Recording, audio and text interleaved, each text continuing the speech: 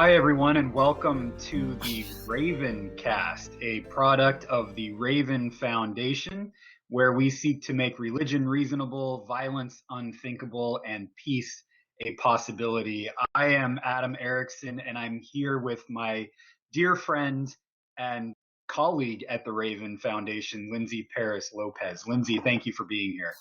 Hi. Good to be Lindsey, I think that our mission at Raven to make religion reasonable, violence unthinkable, and peace a possibility I've always thought it's important and crucial for the world, even more so since the horrific attacks in France, the horrific terrorism in France on Friday. Absolutely. And I am going through all kinds of mixed emotions about it. I'm feeling numb. I'm feeling angry. I'm feeling like these terrorist attacks are happening all over the world, and we Americans have a part to play in this violence, and we're not trying to look at it. I'm just feeling all kinds of things, and I don't know how to process it all. And that's why I wanted you to talk with you, so that you Right. could process it with me. Right. I mean, you're absolutely right that this is going on all over the world. And the thing that strikes me about what happened in Paris is that it happened the day before that in Lebanon without much media attention. And it happens every single day in countries around the world, and often, very often, at our own hands. I've just been reading the drone papers, and The Intercept published the drone papers, which talks about the drone killings, mainly since Obama's been in office. They started a little bit before then, but really it says that about 90% of the people killed in drone attacks are not targeted. And we know that we have a policy of saying that any man killed in a drone strike is obviously a terrorist. We just automatically say that any military-aged male killed in a strike is a terrorist, no matter who they are, even though we usually don't know who they are. So the thing that happened in France is happening all over the world and often at our hands. And it also struck me that we didn't give nearly this kind of attention to the terror attacks in Beirut. And it seems like only Western countries seem to warrant this kind of outburst and attention. And I'm as much guilty of that as everyone else. I heard that an attack happened in Lebanon and I felt terrible, but I went on with my day, and then an attack in Paris just stopped the world, and me too. And I feel ashamed of that. I don't want to blame the media for this because that would be an easy scapegoat. But I didn't hear about Lebanon. Many times when these things happen, I just kind of seclude myself and I don't go on Facebook because I know all of these things that are just going to depress me are going to be posted. And maybe that's part of the reason that I didn't hear about Lebanon. But I think it's also our media thinks these things happen over there, but they shouldn't happen to us. And so when it does happen to us, it's a story. And I just think that it's on us to say this shouldn't happen anywhere. Like this should be a story no matter where it happens, because this is not how the world should be. The world should not be run by violence. The other thing that came to my mind as you were talking is Thursday, I believe it was, I got I get emails from Huffington Post and other places, and they were all talking about how we just got Jihadi John in a drone strike. We got who? Jihadi John? Jihadi John. Jihadi John is the name that we gave the guy who beheaded all of the monks a couple of months ago.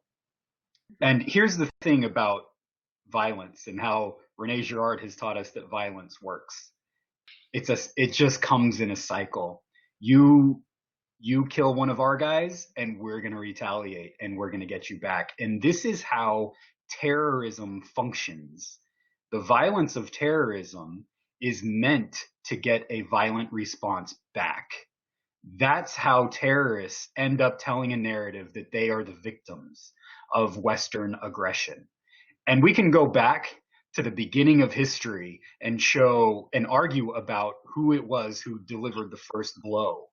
And that's not going to get us anywhere.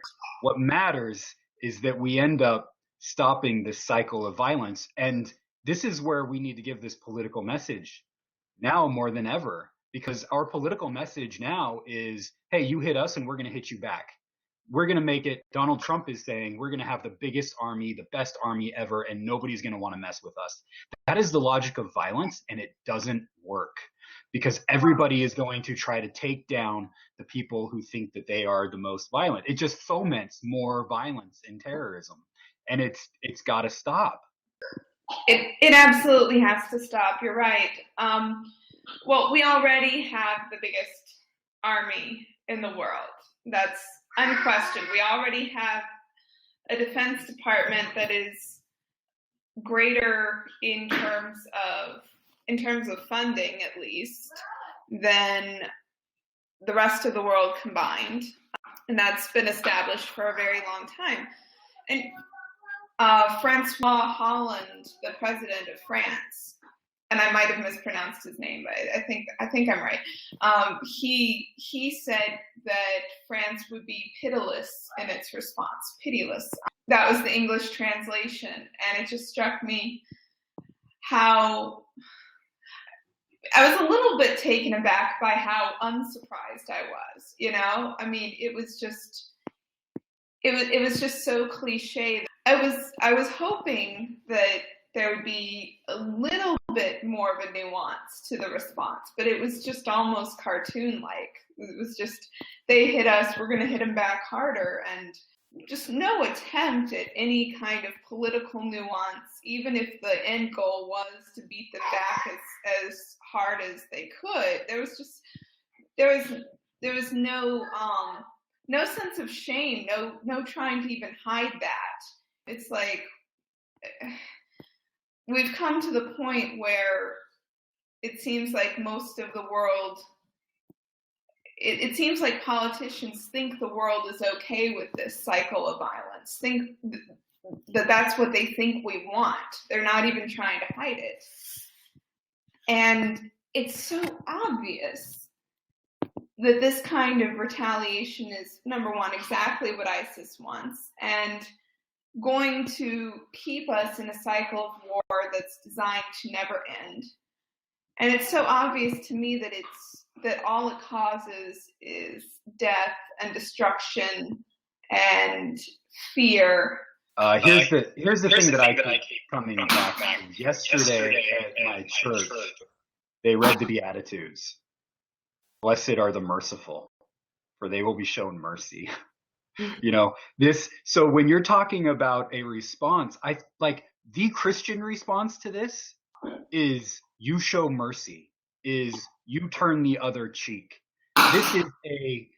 There are people who want to say that what Jesus was doing was giving a personal ethic and not a political ethic.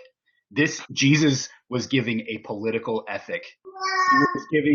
He was giving us the kingdom of God. And if that is not in contrast to the kingdom of Caesar, the kingdom of Rome, the kingdom of the United States, the kingdom of France, the kingdom of ISIS, I don't know what is. Jesus is talking a political message that has nothing to do with violence, but everything to do with showing the world mercy, pity, yes, love, compassion. This is what the Christian response should be in a world that is full of violence. And hey, it's risky. I mean, look what happened to Jesus. When you confront the powers and principalities of the world, there is a chance that they will come back and kill you. But hey, if you go into the violent world with a gun, there's a good chance that the violent world is going to come back and try to kill you. Absolutely. We have to remember Jesus's time, you know, Galilee, Jerusalem, we're talking about occupied places. And we're talking about Jesus speaking to real life people who are actually suffering under an oppressive empire. So to think that he's just talking about a personal ethic is to say that these people didn't have actual dreams of vengeance and actual dreams of retaliation and even to put it in nicer terms, dreams of freedom, dreams of liberation. And Jesus is saying that it's not going to come through violence. That's a very specific message. And, for people to say that applying it to the politics of the world today is taking it out of context is to completely ignore Jesus's context. So we have to remember this is a real message to real people against retaliation. The prophetic message that Jesus gives that I keep coming back to is that those who live by the sword die by the sword. And we are seeing that on a global scale today. And the apocalyptic message that René Girard keeps giving throughout his books is that we need, especially during a time of weapons of mass destruction, is that we need to find an alternative way of being in the world. Otherwise, we will destroy ourselves. Absolutely. I want to say something else about this too. Well, number one, we need to find a way not only to not retaliate, but not to instigate the violence. I'm not saying that I'm really not saying that any person killed deserves it. I don't believe that at all.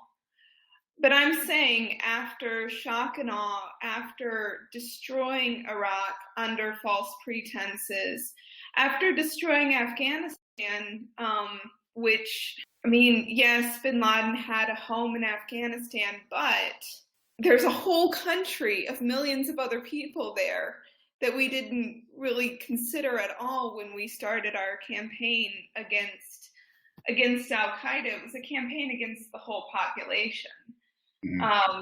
Bombs don't discriminate. They kill everyone in their path. And we have papers, we have documentation that says that the United States wanted to overthrow 7 Middle Eastern governments in 5 years. Our timetable has shifted, but we have been sticking to a plan to overthrow their governments for our own interest. And we have been instigating violence. ISIS is the violent reaction to our violence. It is not just that we need to stop retaliating. We have to see ISIS as a retaliation against us. We are the instigators here. I believe that our best protection against ISIS, beyond, I do believe in prayer and all that, but on a practical scale, our best protection is 2 oceans that isolate us from Europe and the Middle East. And, I'm just saying that that's why we haven't seen more destruction on our own soil. But I'm scared that it's coming. And I think the best way to prevent it is to stop our own violence. That's what we have control over. And mimetic theory shows us that if we stop our violence, I'm not saying there won't be any more attacks, but if we stop our violence, I think we significantly reduce our chances of being attacked. Yeah, I think that we're clearly being shown that our violent response to violence isn't keeping us safe. Absolutely not. President Obama prides himself on being tough on the war in terror and killing all of these terrorists. I don't feel safer. I don't feel any safer either. And the alternative response is, well, we just need to be more violent. It's hard to imagine how we could be more violent. Yeah, and the thing is, a lot of people who will watch this, who disagree with us, will end up saying, you're just naive about the way that the world works.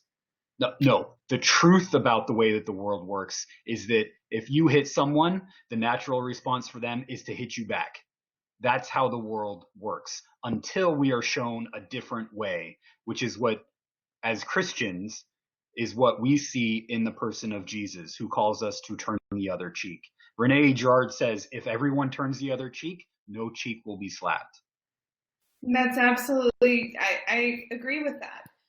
I don't think we're naive at all. I think we understand exactly how violence works, and that's how we understand that violence does not work, that our retaliation will just keep us in this cycle. I also want to say that there's this sense that over there it's more violent than over here. There's this sense that negotiations will not work, that talking through problems will not work. And I don't think negotiations alone will work. I think they have to come hand in hand with reparations. Because the point I want to make is that you and I both know Muslims, and we've both been to Islamic countries. I've been to Jordan, and remind me where you went? Bangladesh. We know the people to be wonderful, hospitable, funny, really good-humored people. And I don't think many people over here who know, I don't think anyone who hasn't been to a Muslim country would know that. That's not the impression we give. But I just want to say that the vast majority of Muslims in the world, and all of the Muslims that I know, I'm sure all the Muslims that Adam knows, are warm, friendly, hospitable, good-humored people. And violence is not just their problem. Violence is a human problem. To think that violence is the only language that they can understand over there is a very ironic thing to say, coming from the country that has the world's biggest military and the worst domestic shooting violences. I mean domestic in the sense of national violence. Mm-hmm. We have a terrible problem with violence in our country, and we talk about it as if it's somebody else's problem. And that's absolutely not true. I read some things on Veterans Day, on Armistice Day, that said, whenever I think I'm having a bad day, I think at least I'm not in Afghanistan, at least I'm not in Iraq. And it broke my heart, because Afghanistan and Iraq were great places once upon a time, and we ruined them. That's what I want to say. We ruined these countries. People are growing up knowing only violence. People are growing up orphaned because of bombs that we detonated. And they're growing up with nothing and joining terror groups because they have nowhere else to turn. And that is our responsibility. So people criticize this. People will say I hate America. I don't. I have a profound love for the world, and I just want the violence to stop. And the violence that we can best control is our own, and that's why I really want us to stop our own violence. These places around the world that are suffering so greatly and producing a lot of their own violence are doing so because we ruined them. I believe that we need to make reparations and start building peace. I think that's the only way the world can survive. I'm trying to find it in this book, because it would be a really great quote to end on. It's from the book Psychopolitics by Jean-Michel Ougoulion, one of Rene's good friends. And I can't find the quote, but basically what he says is that if you want to, if it costs a lot of money to wage war, and if you want to wage peace, then you can spend money in a different way. And part of that is by helping to build better communities in the place that you are creating war. So instead of financing war, you can finance peace. And that is Jean-Michel Ougoulion's solution, to go in and listen to countries and see if they need anything, and what it is that they need. And the listening part is incredibly important, because a lot of what we have done in the past is thinking that we know what other countries need and go in and force that upon them. But we haven't done a whole lot of listening to what other countries need from their point of view. And this is what Ougoullion is saying. In order to build more peaceful worlds, we need to listen and work together more, as opposed to waging violence. Absolutely. Absolutely. And I want to say that investing in peace goes so much farther than investing in war. If you invest in war, you get broken lands, broken families. You can actually create if you invest in peace. All war can do is destroy. So it may be costly either way, but you know, the return on the investment, I'm sounding like my financial husband, but the return on the investment in war is just negative. You're hurting everyone. You're hurting yourself. The return on an investment in peace, I mean, I can't even imagine. I know it's better than war, but I can't imagine how good it is, because we haven't really tried it yet. And I know that it's better than anything I can imagine. It might be slow. It might not be immediate, but I just know that it's better than what we imagine. And that's because that the people we invest in, when we invest in peace, we invest in our better selves, and we invest in the human beings whose humanity we are denying right now. You know, there are people out there who we are claiming are monsters, and we think the only thing to do is kill them. And these are real people, you know, and they might want to kill us, but that's because we want to kill them.